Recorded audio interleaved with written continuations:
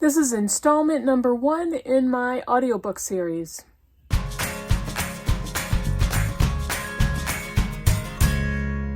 BookTube, it's Kim at Middle of the Book March, and just like I said in my intro, trying to get comfortable. Actually, this is a really good back scratcher too. As I said in my intro, this is my first video in a month-long series on audiobooks. And I, along with reading actual books, I read a lot of articles that are bookish, or I read a lot of articles about books and reading and the bookish world and authors and all kinds of things.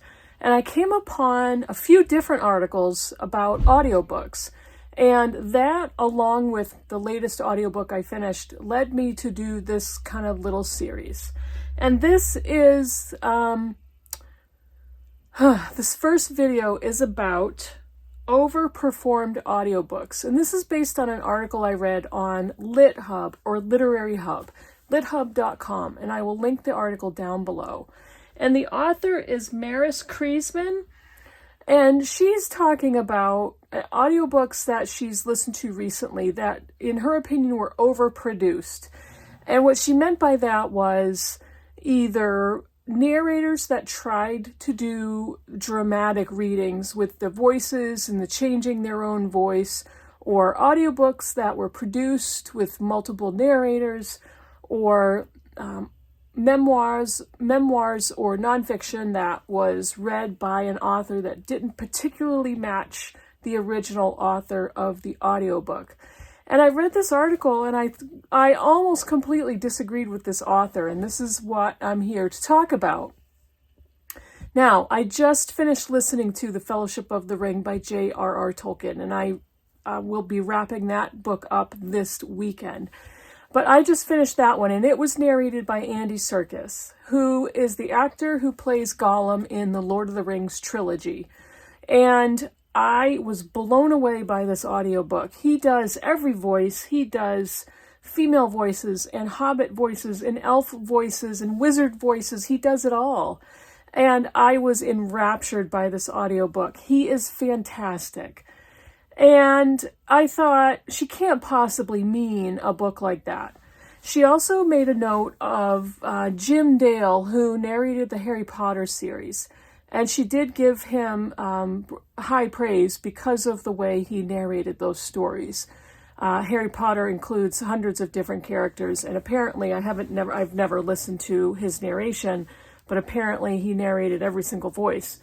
So I don't know if that's what she means by overproduced. I have a feeling, and based on the article, and I'm assuming it's not an AI written article, but based on the article, she was talking about narrators that try to work on accents, or try to do like a Cockney accent, or an accent from a place around the world that narrator is not from. And she was kind of lamenting those bad experiences with audiobooks. And she also brought up the new Britney Spears memoir. I forget what it's titled. Something about being a woman or something. But Michelle Williams, the actress, narrates Britney Spears' memoir. And the author of this article was like, well, why isn't Britney Spears narrating her own memoir? And she said the voice of Michelle Williams doesn't really match up to Britney Spears, and it was a little off. And so maybe I don't know why an actress was hired to narrate Britney Spears' memoir. Maybe Britney didn't want to narrate it. Maybe it didn't sound good as an audiobook. Who knows? But Michelle Williams, the actress, was hired to do it. Now, how do I feel about this whole subject? I almost completely disagree, because my favorite audiobooks are produced. They are narrated by actors. My favorite narrators are actors.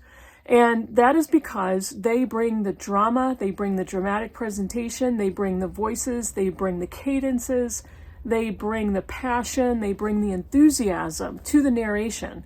And yes, there have been some bad ones, and yes, there have been some audiobooks narrated by regular people that are fantastic. And there are audiobooks that are nonfiction that are narrated by the authors, which are absolutely fantastic. And I'll talk about a couple of those too. So I love listening to an actor narrate an audiobook. I love listening to their production. And Andy Serkis has got to be one of the best audiobook narrators I've ever heard. The other one is Juliet Stevenson, my lady crush. Because I am also rereading Middlemarch right now, and I am switching between print and audiobook, and I have the Juliet Stevenson version on my Audible, and I'm listening to that again. And I never, ever get sick of it. I never get sick of listening to her voice, narrating the classics. And she is absolutely fantastic because she does every unique voice. It's all different. Every character is instantly recognizable based on the voices that she has chosen to narrate them as. And I wouldn't listen to Middlemarch any other way. Part of this author's point in her article is to say she would rather listen to somebody be excited about the reading of the book than about the content. And I'm like, I get very bored listening to somebody read to me. I do. And at first, years ago, that's why I really wasn't into audiobooks, because I don't like being read to. I love reading. I don't like being read to. And maybe it's because people having read to me in the past, they were not good readers. They were not good loud readers or out loud readers. And I didn't like it at all. I always wanted to do my own reading. I always wanted to have my own imagination of the voices in my head. And ironically, I've now become a fan of audiobooks, and I've found my favorites. So it's an interesting contrast between how my opinions and her opinions on produced audiobooks. There have been, I DNF audiobooks much faster than I do print books, because it's very easy, very quickly to decide, oh, I can't stand this person's voice, or they're not reading it the proper way. They're not reading it with enough excitement. They're not reading it silently, or not silently, but they're not reading it in a quiet, subdued tone, like the book's tone read like. They're not right. They're a different, they have a different volume of voice. Maybe they're from a different part of the world that doesn't match the part of the world that the author is from. Too many times I've come upon that, and I've almost instantly DNF'd a book because of it.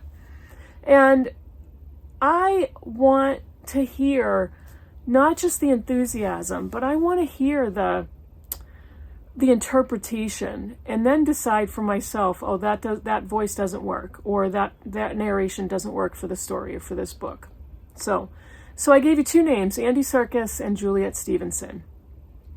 Most of the audiobooks I listen to are nonfiction, because nonfiction is far easier for me to listen to than fiction, unless it's a book I've already read before. So I'm on my third read of Middlemarch, so it's easy for me to listen to the audiobook because I already know what happens, but I also love Juliet Stevenson's voice and narration so much. It's just a pleasure to listen to. So a lot of the books I listen to are nonfiction. Some of my favorites, I already did a video about this, and I will link that down below again. But Alan Cumming narrating his memoir, Not My Father's Son, was incredible.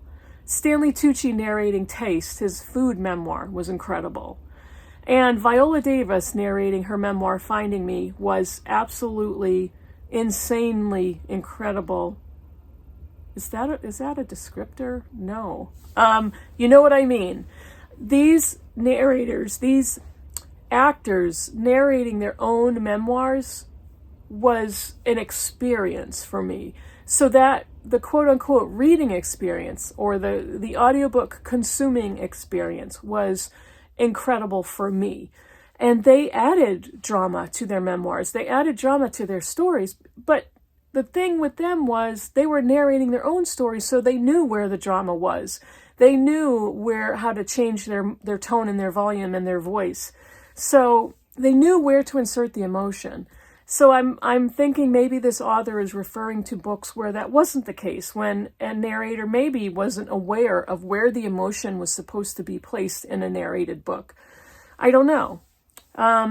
Another nonfiction author who narrates her own books is Caitlyn Doughty, and she narrated books. One of them is Will the Cat Eat My Eyeballs? And Smoke Gets in Your Eyes. And she is a mortician with her own YouTube channel. I will link it down below. She's fantastic, and she has a very distinctive voice and narrates her own nonfiction, and I love them. I love her voice. She is a fantastic human. Check her out if you feel you want to learn more about the death industry. To me, it's fascinating. So I've always listened to her, and I've always watched her videos and listened to her books. I've listened to James Baldwin's book, The Fire Next Time, was amazing. And I will put that narrator's name down below. What else? Oh, you know what? Juliet Stevenson doesn't just narrate classics. She narrated The Mermaid and Mrs. Hancock. She narrated The Art of Swedish Death Cleaning. And I mean, she's got a very distinctive voice. And even in those books, especially The Mermaid and Mrs. Hancock, which is a novel, it was superb. It was just superb. So I really enjoy the overproduced audiobooks. I really enjoy the audiobooks read with emotion. And some audiobooks that I listen to, whether they're fiction or nonfiction, that don't have the voice changes and the character changes and the volume and the cadence changes, are forgettable for me.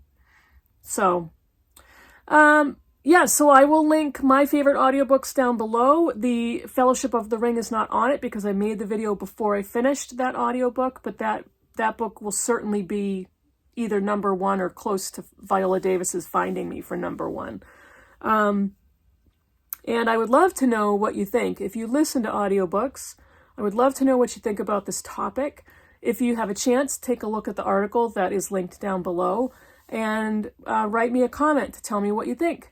And I will see you all in the next video. Bye, everybody.